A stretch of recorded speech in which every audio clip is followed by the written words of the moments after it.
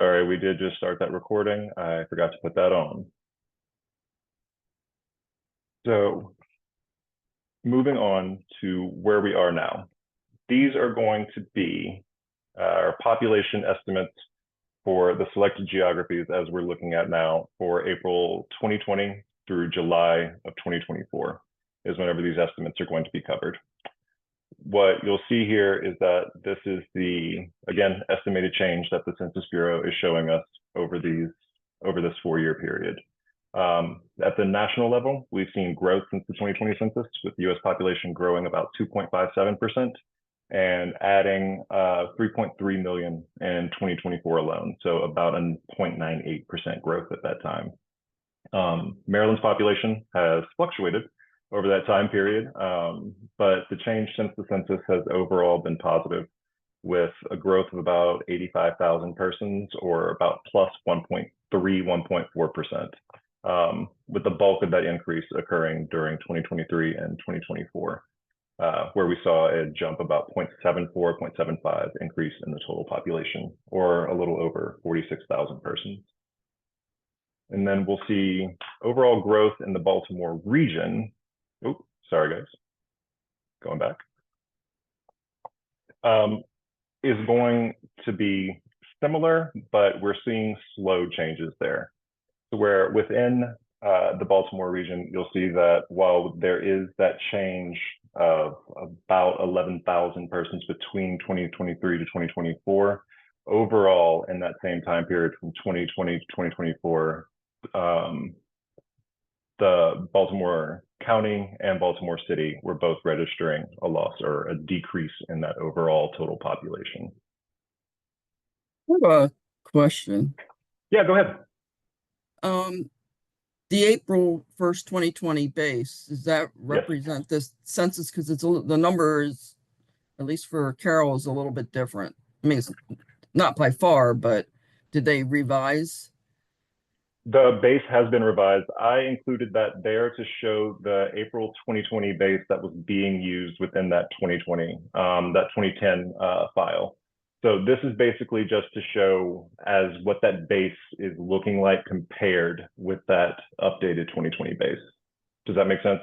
It's mainly just to show the differences, like for instance, for Howard, how it's off by 400 persons just in those two estimates. So they essentially revised the census count, or is this? The census count is used as the base population, and then with vital statistics included, so birth and death records, and then migration, they make adjustments to it to, to where it can slightly increase or decrease based on what those statistics are looking like. Okay, all right, thank you. So again, we're just seeing generic or overall growth in Anne Arundel, Howard, and Queen Anne's, which Queen Anne's led overall growth in percentage as well. We're seeing, again, slight and continued growth. The region added about 11,037 people, or 337 people in the same time. So are moving in a more positive direction. The decline in Baltimore City, which we see in 2024 or 2020 to 2024, is almost 15,000.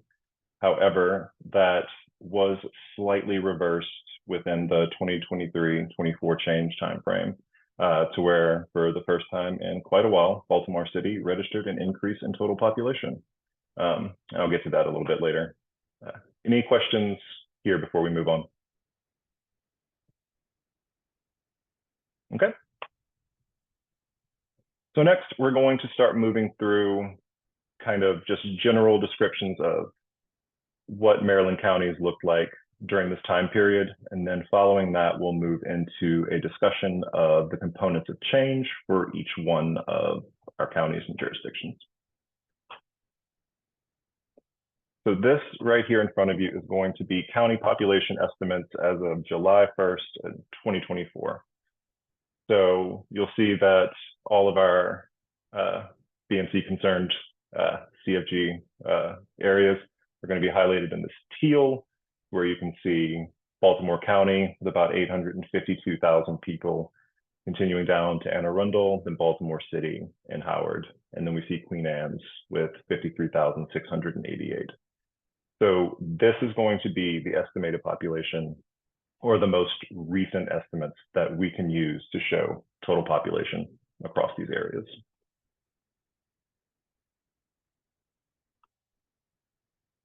And this is going to be that numeric change during that same time. So we're seeing overall gains throughout the majority of counties, while down here at the bottom, you can see, as I've been discussing already, Baltimore City and Baltimore County did experience losses or declines in total population during that time.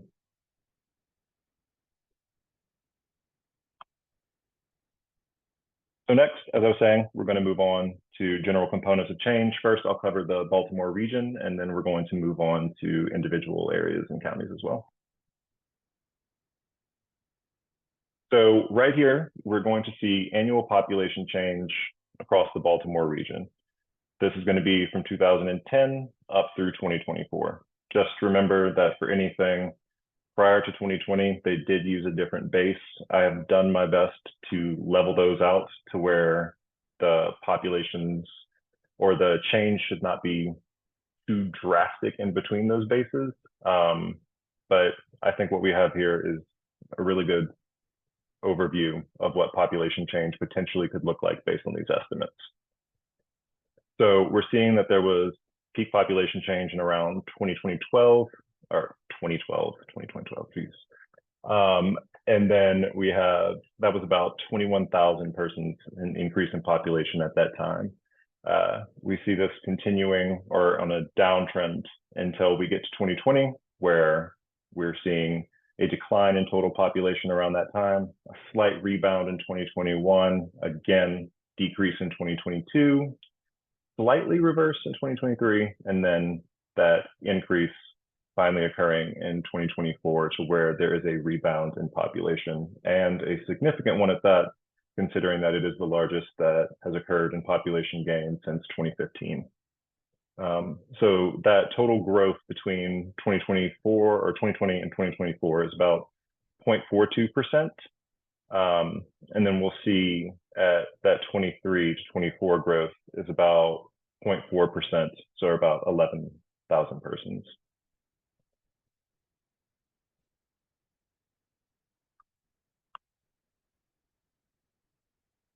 So right here, we're going to see components of change looking specifically at natural change.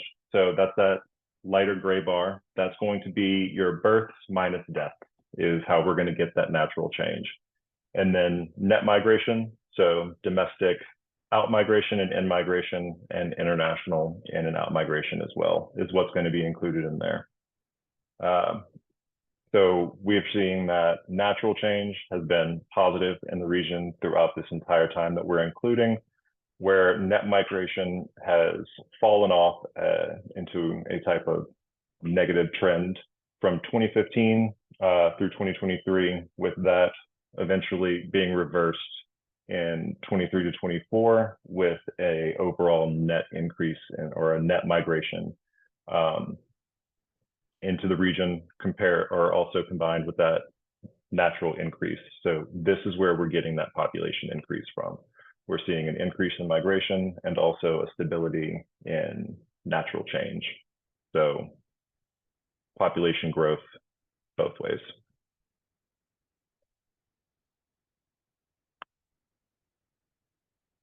This here shows overall natural change being relatively flat or similar across this time frame. This is going to be a pretty ongoing trend, depending depending on where you're looking. But births and deaths have been converging nationwide since before the pandemic. We are seeing an aging population and a reduction in fertility, and with that, those two bars are going to start to get closer and closer together within each new estimate that we provide. So you can see that we did see that decline in 2020 and 2021, brief increase around 2022 and 23, and then a decline starting again in 2024. with that natural increase.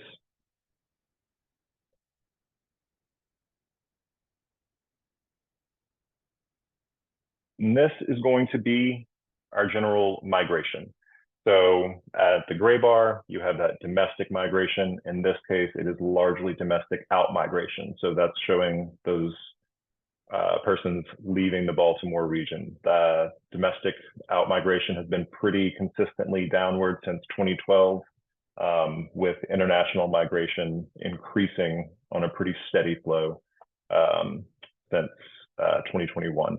And we'll see how that changes in the coming years if international migration is impacted. But at present, international migration is on an upward trend.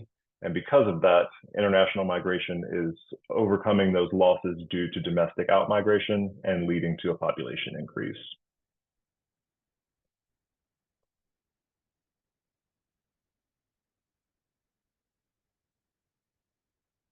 So the focus of the remainder of this presentation is going to be on components of change and analyzing year-to-year change for our individual counties and areas. So what I'm going to be including is a good bit of charts on each jurisdiction, very similar to what we just saw for the Baltimore region, showing each one of those individual components of change and a discussion of what that looks like individually.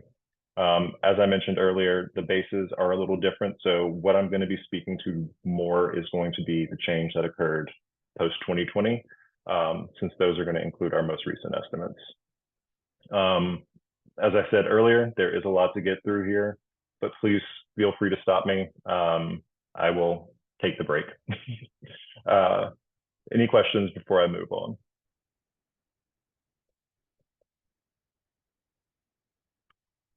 Okay. So here we're going to see population change overall 2010-2024 in Anne Arundel County. So from 2020 to 2024, we see an increase of about a net gain of about 8,938 people, or about 1.5% increase. That 2023 to 2024 increase is about a 0.4% increase as well. We're seeing a trend since 2022 that it may be increasing. From 2020 to 2021, you see that drop down in 2022 and 2023 for overall growth, but there is the possibility that this trend can be continuing on an upward. So this is just going to speak to percent change overall, not total numbers, strictly percent changes. And this shows the county in comparison with the Baltimore region and with Maryland. So you'll see for a while here, Anne Arundel was pretty similarly following the trends for Maryland and along with Baltimore region. And then we see a little bit of increase going on here to where they start to diverge a little bit and then follow that same trend. But overall, similar trends throughout.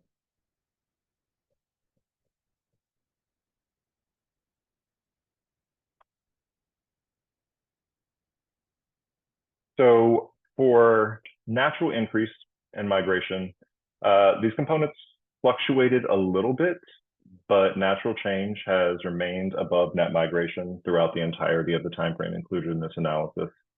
And while natural change remained positive, annual net migration fluctuated a little bit between 2011 and 2019.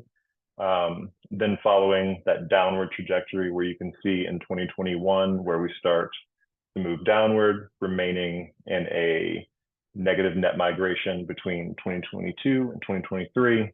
And then in 2024, we see net migration remaining positive or becoming positive again with an overall increase or net gain in migration of around 416 persons.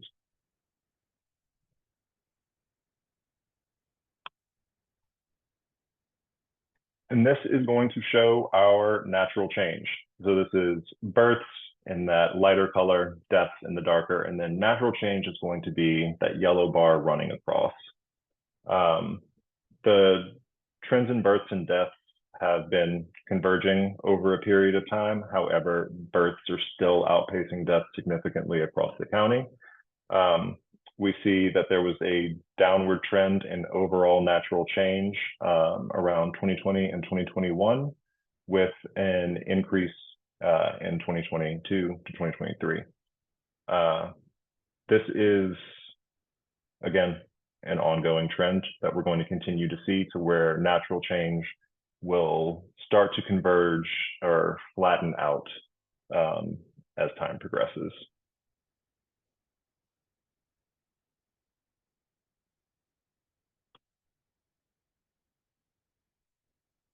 Speaking simply to migration here. So we have our international migration in yellow, that domestic in that gray again, and that blue bar running across is going to be our net migration. So right around 2012, you can see that net migration took a pretty big dip and maintained that until 2015, had a slight increase. And then again, around 2019, 2020, we see that reduction starting to go downward again. It becomes more pronounced and becomes negative in 2022 and continuing further to its lowest point in 2023. However, as I mentioned earlier, we have that rebound that has occurred to that increase in international migration, which brought about an overall net migration gain.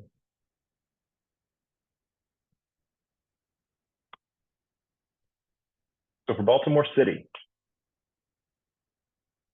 you'll see beginning off in 2010, relatively small fluctuations up and down population gain and loss. Beginning in 2015, we see those trends starting downward and continuing until 2023, with Baltimore City registering a smaller population throughout each year, until we get to 2024, with the addition of 754 whole persons, leading to our first positive increase in a while in our total population, which is nice to see. So we're seeing a upward trend, and that is, again, largely going to be driven by changes in migration, and we'll get to that in a bit. So this, again, is just showing that percentage change. You'll see Baltimore region following pretty similar along Maryland. They are going to kind of follow each other throughout this entire process within that relative percentage change. And you'll see those declines as well, while Baltimore and Maryland were staying relatively flat. Baltimore region and Maryland relatively flat. Baltimore City itself was experiencing those declines, with that eventual uptick again following the region and the state.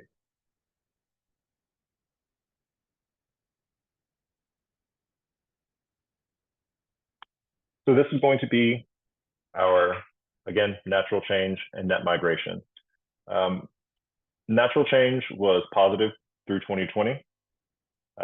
And then we see a slight dip there, showing that we have increased deaths over births. It's rebounded since then and becoming positive again in 2023 and remaining positive in 2024. Net migration has been negative for every year until we get to 2024. So for every year in this analysis, we are seeing that net migration was leading to a loss in total population or a reduction in total population. And that was largely driven by domestic outmigration. So people leaving Baltimore City, moving to surrounding counties or other states.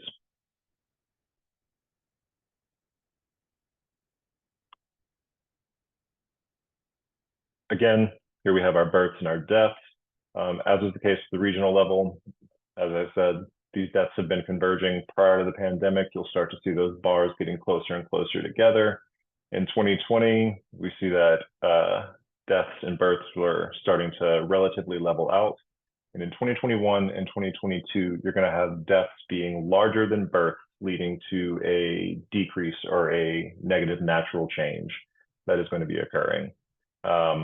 Deaths have been on an upward trend throughout the city since 2014, while maintaining that until 2022. And then we start to see a kind of leveling out in that, and we are seeing reductions in deaths while relatively births are staying about the same.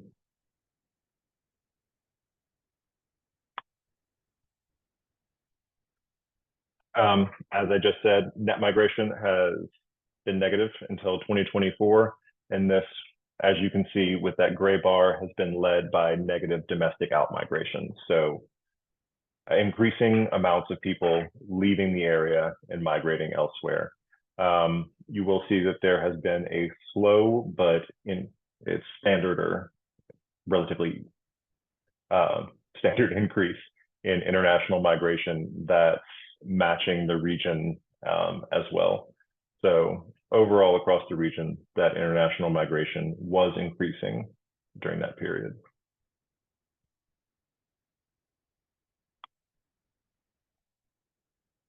Moving on to Baltimore County. Again, a lot of the same things that we've been talking about, just in a lot more detail. So we'll see that in that 2020 to 2024 trend, it was a net loss overall of around 0.11%, around 913 people. But in 2023 to 2024, there was a reversal of that and an increase in 3,700 persons. This rebound is suggesting, again, people are moving within the county and within the suburban areas, not necessarily within the city itself. This slowing growth led to a decline in population throughout 2016 to 2019, and then onward through 2023, with that moderate recovery starting in 2024.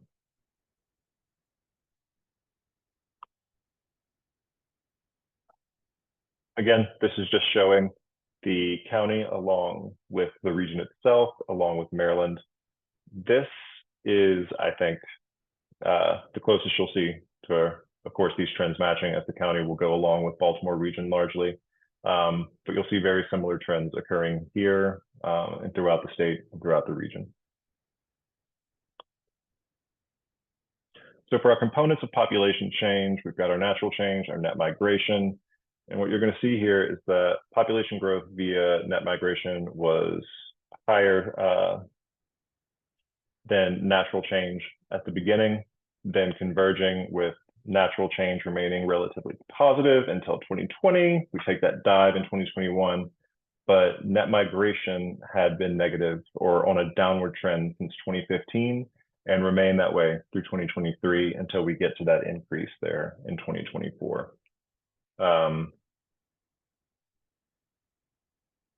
So again, since we have been seeing these trends in negative net migration, we're starting to see a potential reversal in that to where migration has been leading population change.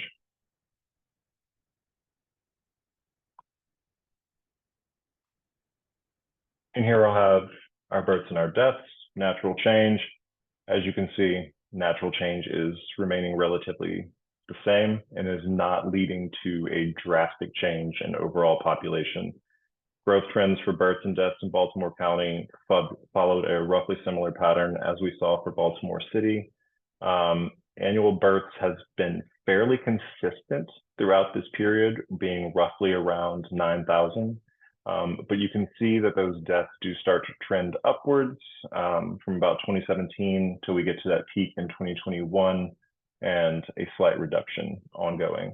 In 2021, deaths did overtake the number of births, and we saw that net decline in natural change for the 1 year that we have here, rebounded in 2022. And while we have a dip in it in 2024, overall, still a positive natural change brought on by natural increase.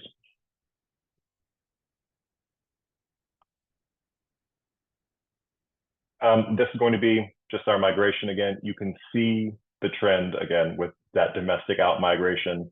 While it is slowing, which is nice to see compared to that 2022 peak where domestic out migration was at its largest, you can see that international migration has been on the increase since 2021 and has been that way or remained that way through the 2024 estimate as well, with international migration largely accounting for any type of population gain that occurred during this period.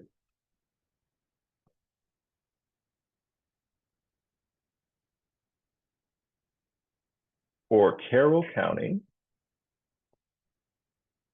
we're going to see slightly changing numbers. We have some fluctuation here in the beginning, little loss, mild gains, losses again, kind of overtaking that until 2017, whenever we start to see moderate increases, with 2021 leading to a significant increase in population, and then relatively scaling down from there.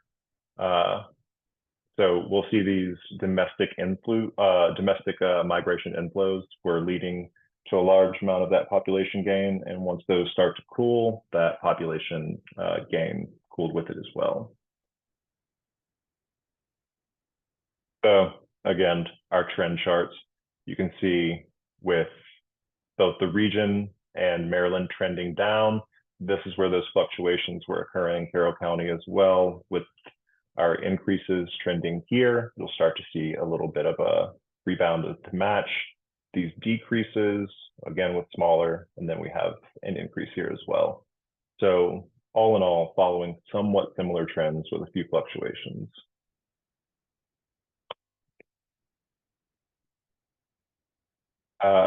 This is a more like clear representation of what was leading to those population changes. Net migration has fluctuated between positive and negative, as I mentioned before.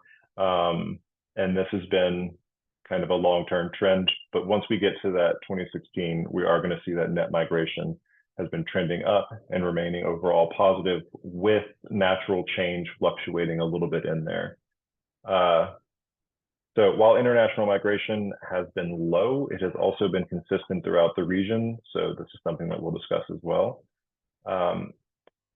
Since this peak population gain in 2021, we have been seeing a pretty steady decline. It was relatively small in 2022 and 2023, but there was a significant slowing of that population gain between 2023 and 2024. And here we're going to see our natural change being relatively flat. Births increased slightly from 2011 to 2018, and then again in 2022 and 2023. But deaths were increasing as well throughout that time, keeping population growth fairly low due to natural change, and eventually leading to that decline in population brought on by increased deaths over birth in 2021 and 2022. That rebounded in 2023. And again, we see a negative occurring in 2024, where we counted, or was reported, that there were 26 deaths larger than births within the county. So that is what is leading to that small reduction, or that small negative natural change in 2024.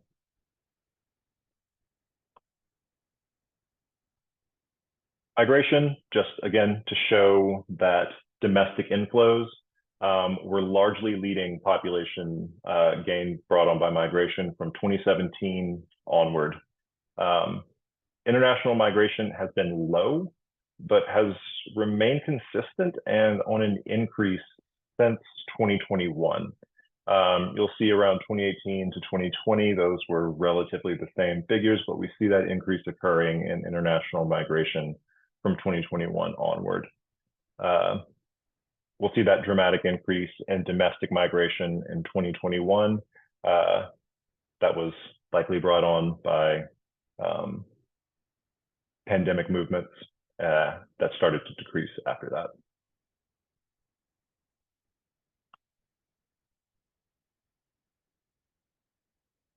To move on to Hartford. So from 2020 to 2024, there was a gain of around 4,269 people total within the county. That's about a 1.63% growth. We'll see a slowed trend occurring from 2021 onward, so 2022 to 24. Still moderate growth, but slowed compared to pre-pandemic levels, or pre-2021.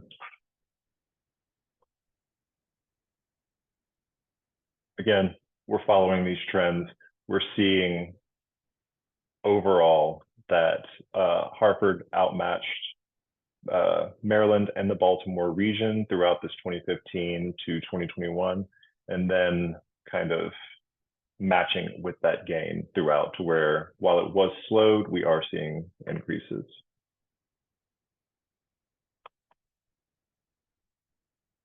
So for our components of change here, natural increase in Hartford declined noticeably from 2015 to 2017. You're going to see that kind of declined where we're going to see here. Stabilized for a few years, but then began to decline again in 2020 until we're seeing a negative natural change in 2021, but reverting back in 2022 to 2024 with positive gain. Net migration has varied, but has largely been positive, and has been positive since 2016. So we did see that peak in net migration occur in 2021, with it relatively flattening out since 2022, but it is remaining positive.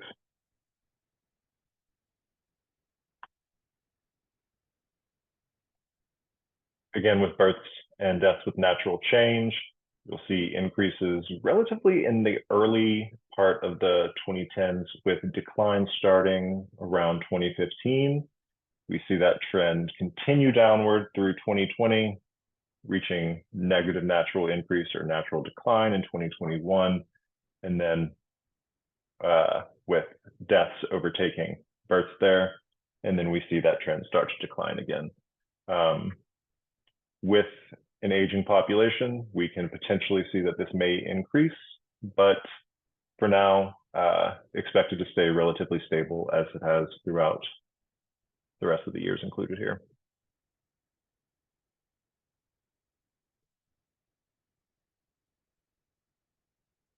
Net migration fluctuating again. Domestic migration, while we did have outflows in that 2013 to 2016 period, majority of domestic migration flows have led to positive increases for Harford County. We're seeing the 2022 and 2023 have shown modest growth, but the county has not yet returned to levels of migration to where we're seeing prior to 2011 here.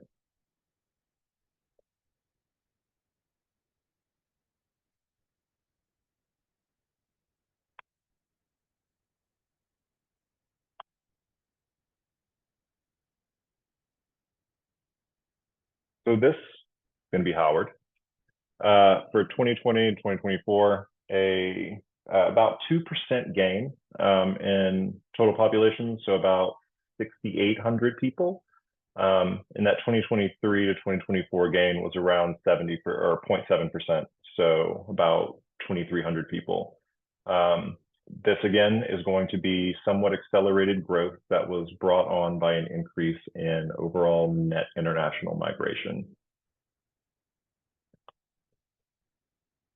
Showing those trends again, showing how Howard was largely outperforming the region and the state throughout that 2010 to 2021 period, and then relatively leveling out to match the region and the state as well around here in that 2021 onward to 24.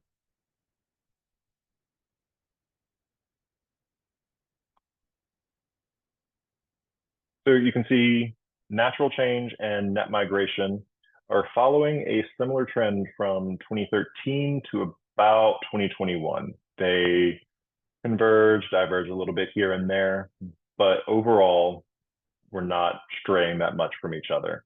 So net migration and natural change remaining at about the same level. So adding that same amount of population on both sides until we get to 2021, where we see a rapid decline in net migration, which then led to a slowed population gain here.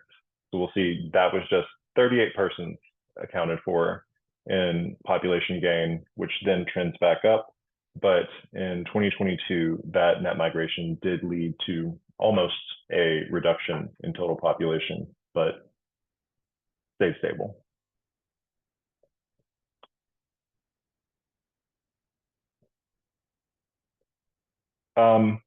What we'll see here is, I would say, a unique trend for our region, to where Howard is going to, by and large, have a, while stable, natural change.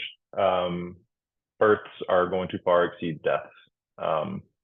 And while those deaths are trending slightly upward, births are remaining relatively stable. So it is expected that this natural change will stay relatively around where it is now, with relative population gain brought on by natural change.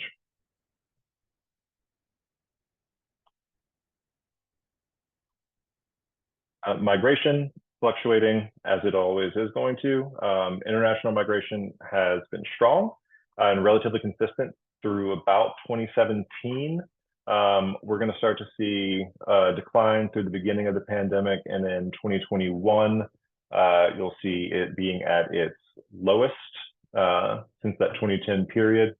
And then international migration starting on an increase in 2022, but with that domestic out migration, you're going to see a overall net migration loss. So negative net migration brought on by this domestic outflows. However, in 2024, with the reported figures for international migration, those numbers were significantly increased and large enough to offset that domestic out migration, and led to an overall positive migration gain.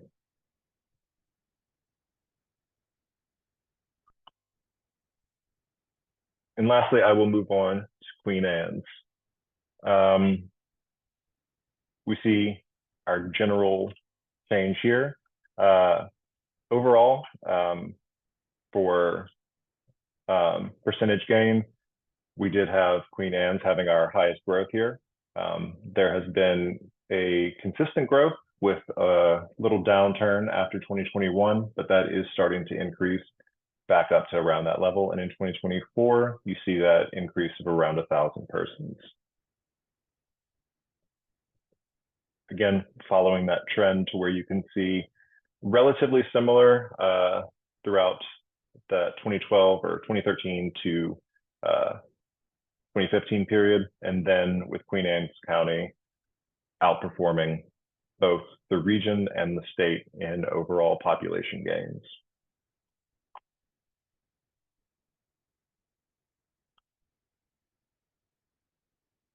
Net migration, or excuse me, natural increase has remained relatively positive in Queen Anne's County throughout this time period. It has been low and fluctuated a bit through 2020, before declining noticeably in 2021 until we see that natural change flattening out completely through 2024.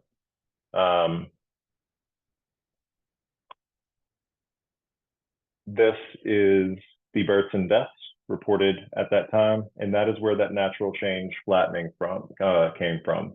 In the records that we have reported, there were, I believe, 518 deaths and 518 births reported. So a zero net gain in natural change. So any change there will have been brought on by a positive net migration. And with that, we'll see here where that net migration was coming from. Net migration has remained positive throughout this time period, largely being driven by domestic in-migration. However, we can see that international migration has been increasing throughout a good bit of this time period, slowing in those kind of 2020 and 2021 years, and then has been on a consistent increase since then. So from 2022 to 2024, we can see that there has been a general increase in not only domestic migration, but significantly in international migration that has been coming for Queen Anne's County.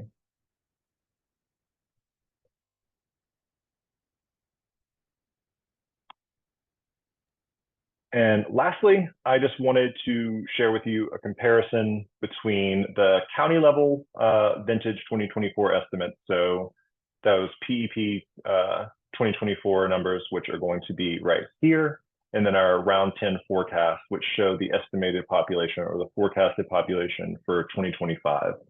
I just think that this is helpful to look at each year to see where the most recently adopted county level forecasts for population will fall in comparison with the estimates that have been produced, and to see where those are lining up or where there may be some gaps between what the census is estimating and what forecasts are being produced.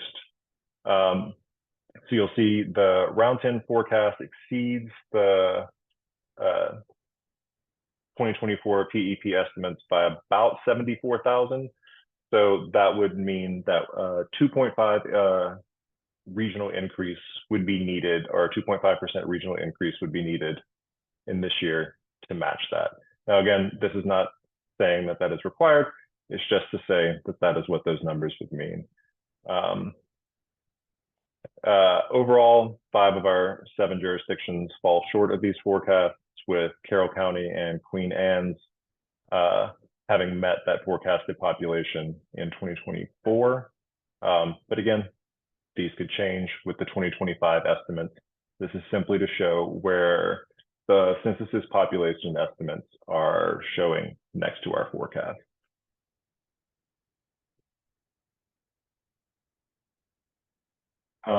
Down here is just going to be 3-year weighted averages and 5-year averages, and then potential projected changes that could occur for 2024 to 2025.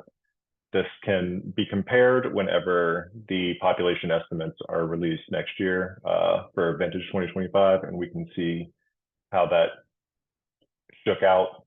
But overall, we are seeing for a good bit of jurisdictions that there is some room to be made up with in these population forecasts, that the census may be underestimating the number of persons.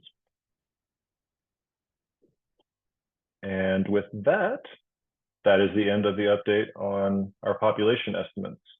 Happy to take any questions. I know I have been talking a good bit, so feel free to let me know if you need me to go back to any slides.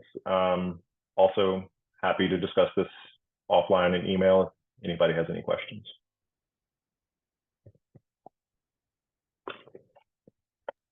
All right, thank you, Matt. That's a lot of information there. Any questions for Matt? Any questions, or want to review any of the slides? Okay, Matt, one of the things that jumped out to me was how mobile the population was. How much the domestic migration and the international migration has influenced the population change in more recent years. Yes. And when you were going through each county, you could see some counties losing population to domestic migration, and like Queen Anne's County getting a big increase. And I think a lot of our increase would be from within the region. It's kind of my guess. But did we have a slide showing the net, the domestic migration within the region? Yes. Because I was kind of curious whether people are just moving county to county, or whether we're getting, how much of it may be attributed to people moving state to state, Yeah. And a lot of the regional domestic migration is going to be covered within those county to county moves. And you'll see that a lot of that was focused in those pandemic years. So a lot of that movement would have been around 2020, 2021. And that's why we're starting to see a decline in domestic migration as well. And just to point out, this is a national trend. Domestic migration has been declining since pandemic movements. People are starting to settle, but also as a national trend as well. All growth that has largely been attributed within population estimates was brought on by international migration for the 2023 to 2024 increases. So that wasn't a specific, I see most every county you went through had that increase from 2020 to 2024 in the international migration. And I was wondering whether that was a specific draw to the region or the state of Maryland, or whether like the DC and other areas are experiencing the same amount of growth as a result of international migration? It is going to be relatively similar across the majority of metro areas. There has been a few recent articles. I can send them out in an email to everyone. I've been reading through. There's one that the census recently released with these estimates that shows that growth across all metro areas, I think with maybe 2 or 3 exceptions, was led exclusively by international migration gain. Okay. So this is, again, it's been a nationwide, or at least I will say a metro nationwide trend, to where net migration was on an increase from that 2022 to 24 trend. And a lot of that led to either offsetting domestic outmigration or for declines in births and those potential increases in the aging population, which may have led to a little bit more deaths. But yeah, overall, that international increase or increase in international migration has been a nationwide trend. Yeah. No, I think it was, kind of unique that you pointed out the births and deaths in Queen Anne's County being even. Yes. That must be I had to. the communities we've recently approved are leveling us out with our younger population. Yeah, I had to double check it a few times just to confirm, but from what I can see, it was flat. No, that's don't see that too often. It happens. I have a question. Yeah. Like with Carroll County, with the deaths rising higher than births, I mean, that's basically a factor of the aging population. Is that what it's felt to be? Yes. Yes. That is going to be with a reduction in overall fertility and birth rates. So we've been seeing that declining globally, but also nationwide as well. I think, I don't have the figures in front of me, but I think Maryland and the Baltimore region hover somewhere between 1.7 to 1.8%, or 1.8 in fertility, which is not, it is below replacement rate, which would be 2. So for every woman, if she is having 2 children, we're at replacement rate. If we're falling below that, then we're not replacing the population that we have due or with births. So if deaths do start to increase, and with that, as we have an aging population nationwide, those trends will start to converge on each other, to where as you see those births reducing, deaths may slowly increase, and those may level out to where you can see something similar to what we just presented for Queen Anne's County, and it's 500 X births, 500 deaths, it levels out. I'm not saying that this is going to be a consistent trend. It will definitely fluctuate from year to year and from region to region, largely going to depend on migration as well. Depending on if that's international or domestic, that could change fertility rates, as by and large, international migrants are going to have somewhat higher fertility rates than domestic migrants would. Do they do estimates periodically for age group? I mean, I know we have them for this 2020 Yes. census, but for in between years. Yes. Thank you for mentioning that. I forgot to mention that at the top of my slides. This is the first release that the Population Estimates Program has released. This is for county and sub-county for the United States and Puerto Rico. They released that in March.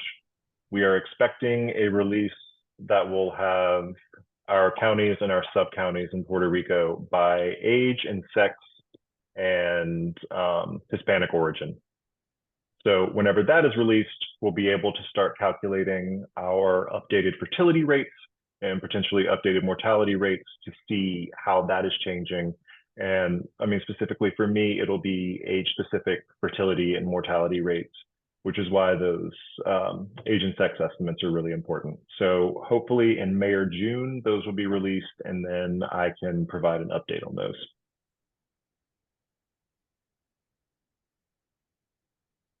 Okay, thank you. Mhm. I do have one additional question. Are the sources of the immigration data, is that through the US Census, or are they compiling it from different sources, or? It is compiled from different sources. Some of the information is provided by Department of Homeland Security. Some of the information is provided through the ACS, or the American Community Survey, for where residents are reporting for their residence the year prior. And then the census also collects records and vital statistics from sending countries. So for countries where individuals have migrated from or immigrating to the United States, for their census records, it will show that decline. So those are calculated as well. So it's a collection of, I think, 4 to 5 sources where international migration is calculated from. Okay, thank you. Mm-hmm.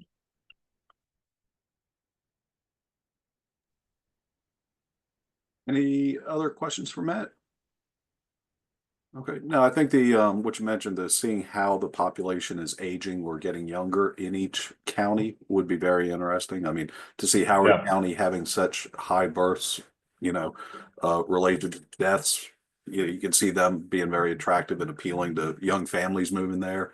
Queen Anne's County, I know we're going to be more of a retirement and, third, fourth, fifth home location for older residents. So I can see Mm-hmm. our trend being very different than, say, Howard County. So Yeah, and that's a great call out, because that's the trend that I was trying to hint at within Howard County, as to where I would really like to be able to see that age structure, to see if we have seen an increase in maybe that 18 to 25, or that 25 to 30x age group, to where we can see if there has been an increase in those younger households moving in, and if that is why that fertility is maintaining, or if it's domestic migration. But yeah, we'll be able to see a little bit more whenever those numbers are out. yep. And we're building out 2 retirement communities, which are definitely impacting our numbers. So. Yeah. Yep. Okay, any other questions for Matt on that presentation, or comments or discussion?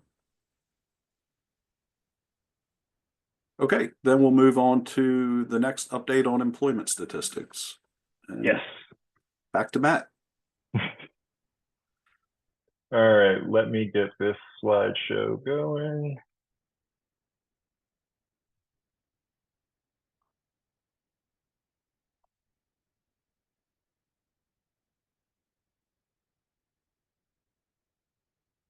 Okay. Everyone should be able to see my QCEW update presentation. So this is going to be an update from the most recent Q3 data that we received from the quarterly census of employment and wages. So this is going to be for Q3, quarter 3 from 2024. We received this data at the end of March for review. So this is meant to be kind of a preliminary introduction, or just discussion of what this Q3 data is showing. It will only cover data from Q3. I have compared it for certain areas with Q1, but the data is not necessarily cleaned enough yet for me to start performing comparative analysis. So I don't want to make any assumptions or give any information that in a month may be incorrect once I've updated it. So this will be ongoing and updating analysis. Once data is shared from Q4, to complete that 2024 data set, we'll have that annual run. I'll be able to provide a little bit more information then. So each slide in this presentation is going to share a snapshot of the top 10 industries in each area and the number of employees that were reported in those areas. It will also show the total number of employees per area that were reported in Q3, along with the annual QCEW figures from 2023. So it's showing just a snapshot of the reported jobs in Q3 compared to that annual number from 2023. I am also going to share these along with a employment forecast from our round 10, and then I will show it in comparison to the American Community Survey employment numbers to show where there's some very strong differences and I would say potential overestimation of workers within those ACS files. So first, we can see Baltimore City. You'll see the rank here on your left-hand side, just right next to that NAICS code, NAICS code. I broke them down as far down as I possibly could. Normally for these codes, we'll just do it by general industry, but I wanted to see if we could break that down a little bit further. So for these, we'll have it by general industry. You can see that general medical and surgical hospital services were our #1 employer with administration and human resource programs down here at the bottom. We'll see in general, this is going to be education and service and healthcare based. For our total employed in Q3, we're seeing that 327,000. And this relatively compared to that total year reported in 2023 is only a little bit shorter or a little bit reduced from that. So we'll see what that annual shakeout compares to be whenever we have that final file. You'll see in this total employed compared to our QCW file with ACS. ACS is, in my opinion, significantly underestimating here, but we will see whenever they have updated files. That is only for the 2023 ACS, so whenever they do provide updated estimates throughout their survey program, this may match a little bit more or may provide a little bit more area for research. It's also showing our population estimates from the PEP versus round 10. All of that is in our other slides as well. I just wanted to include this here for reference. For each county or for each area, I mean city, you know what I mean. Feel free to just call out any questions if anything looks concerning or if maybe not fit. But if not, again, this is just meant to be a general snapshot that may be helpful for our members in understanding their forecast or potential employment change.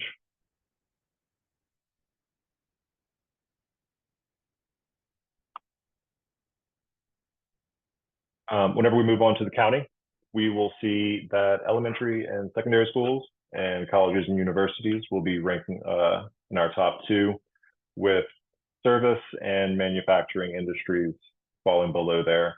So again, similar to what we saw in the city with job shakeouts, we're starting to see a general health and service economy along with education employers as well. QCW for Q3 at 339,000 employees. That is a little bit reduced from that total annual here in 2023, but again, still in line to be relatively similar in that employed population. Now with the ACS, you will see that there is a significant increase in the total amount of people that they project to be employed in the region for, or in the county for 2023. This could be a way with, or a byproduct of the way that ACS data is collected. Again, it is only a sampling that is done through surveying and then estimates produced that way. In my opinion, the QCW and PEP estimates will be better used for this. And then general population estimates as well.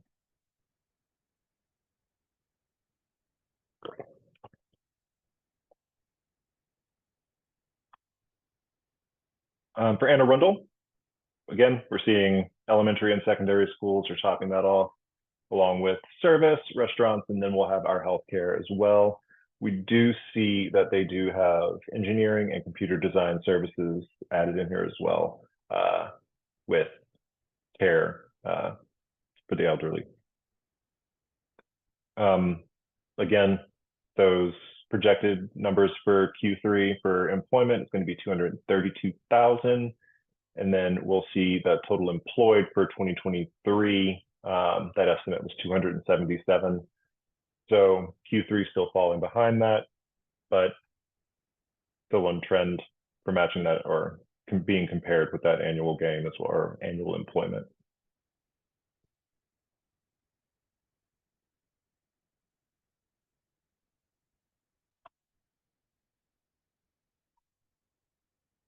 And moving on to Carroll County elementary and secondary schools, we then have full service restaurants,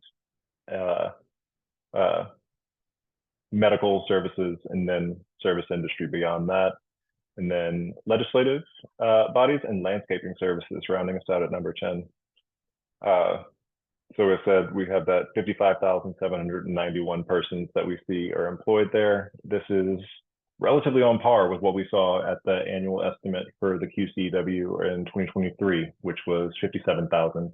So not seeing a significant increase or a reduction in employment there.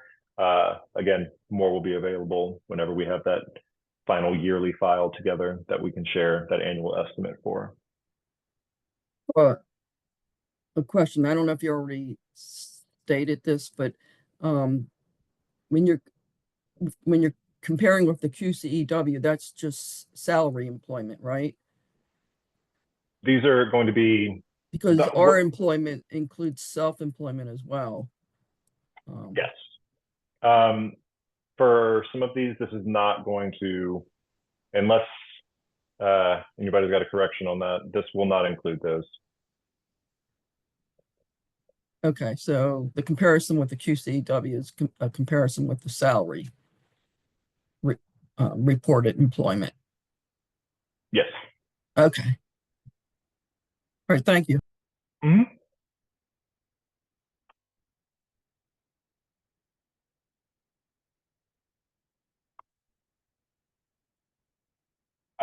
For Hartford, again, we're seeing a large employment area in education. Then we see service and general warehousing and manufacturing rounding out the remainder of it, with car dealers and computer design systems down there at the bottom. Right around 78,000 reported employees, and then we have that compared to that 94,000 there. So similar on that trend. We're not seeing any drastic changes that may be needed to be reported there. But again, this will be further analysis.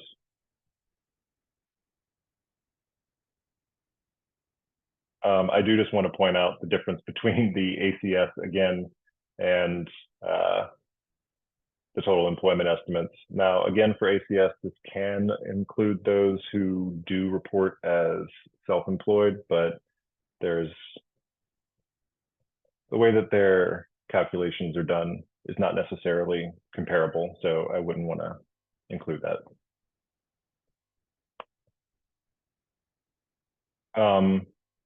For Howard County, we're moving on to a different type of employer area.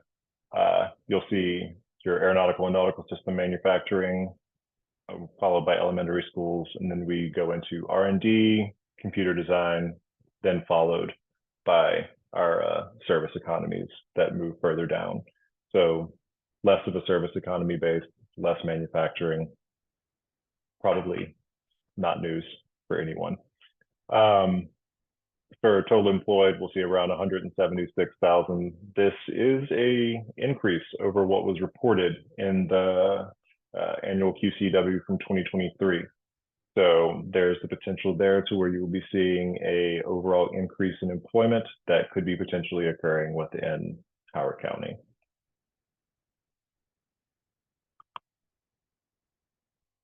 And for Queen Anne's, we have 14,591 persons that we were reported here, very on similar with that 15,635 from the 2023 annual count, with elementary schools, service restaurants, and legislative bodies leading it out with rather diverse, I think, kind of service economy below that. But again, not showing drastic or large changes in those reported employment numbers. So relative stability is what we are seeing within these numbers here. And if there's any questions regarding this, feel free to reach out to me, but can open the floor for questions now. Just want to reiterate, this just was meant to be a snapshot. We can continue to discuss the QCW as more data is released. And if anybody would like to discuss kind of that one-on-one with me and we can go through the file, happy to do that.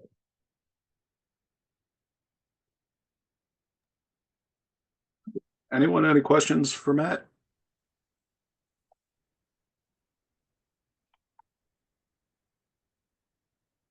Okay, so moving on the agenda, next is discussion on our next forecasts. So, which yeah, will include the employment. Yes. With that, I really just wanted to open the floor for a kind of general discussion. If there were any questions or needs from me or anyone else at BMC for updated forecast questions, just to have the space for that to be discussed now, but also if anyone would like to just give me a call or shoot me an email, we can set up a meeting to do that as well.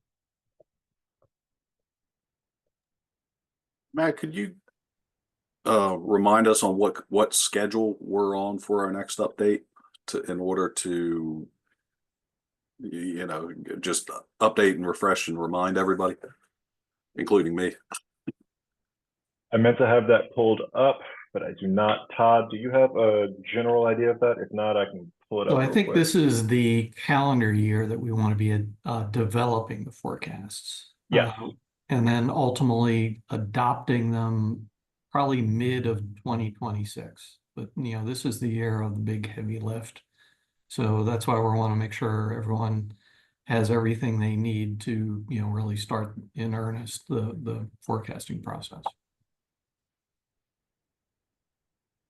And again, this period now we're going out to 2055, which sounds crazy. I know that previously we used a ratio for the employment.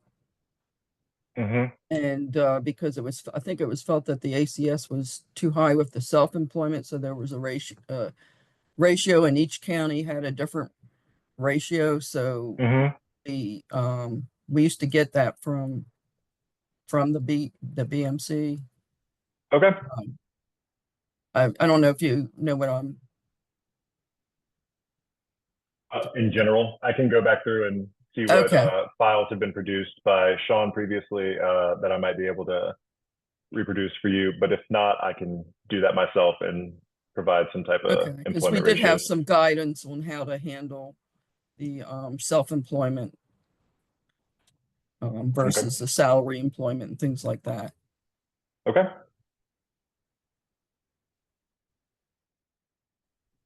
Hey, Matt, this is Greg Goodwin from COG. I just had a quick question. Hey, Greg. You just said something that 2055 would be your end year. Are you thinking of adjusting your base year from 2020 to 2025, or is 2020 still going to continue to be your base year? 2020 is going to remain the base. We may do something, I don't want to talk out of turn, but something similar to what the census did with updating their base as well, just to account for those adjustments and migration and potential natural increase. But I think that that adjusted base is still going to be the best to go off of.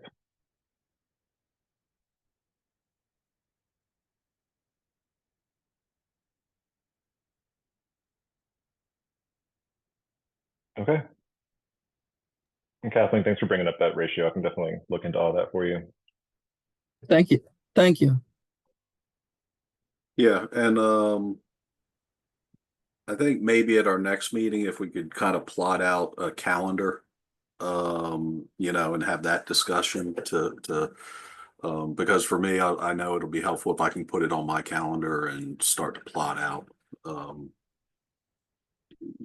when our deadlines would be and when we need to have things in for review and that type of thing. Yeah. And you still also want it at both the county level and the TAS level? Yes. And if then there's any need for kind of TAS translation files or anything like that, just let me know. Okay. And I can definitely get something shared about that scheduling. I had an infographic that was shared in our December meeting, I believe, where we talked through that. I can go ahead and grab that and I can include that in a follow-up email on the meeting. That way people can have it and we can discuss that at our next meeting as well. Great. Yeah, just help keep me on target anyway. So, Absolutely. um, Well, okay, that was really it for me. I just wanted to really open it up for members to let us know if there was anything that they needed for forecasts. So thanks for calling those out, Greg and Kathleen, and we can get that stuff to you, and we'll get that schedule discussed as well.